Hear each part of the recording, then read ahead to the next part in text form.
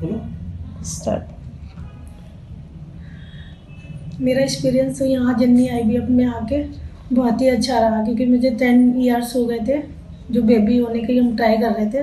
तब तक हमें अभी तक कहीं से भी कोई उम्मीद नहीं मिली थी, पर जननी आईवीएफ में मुझे पता लगा था। मैं फर्स्ट टाइम यहाँ पे आई और फर्स्ट टाइम में ही हमारा वो हो गया। तो मैं चाहूँगी आगे भी किसी को इस चीज़ की प्रॉब्लम है, जिन लोगों को बेबी नहीं होते हैं या कोई प्रॉब्लम से सामना करना पड़ता है, वो जननी आईवीएफ में आके अपना ट्रीटमेंट कराएं। उनको फर्स्ट टाइम में ही ज़रूर वो मिलेगा।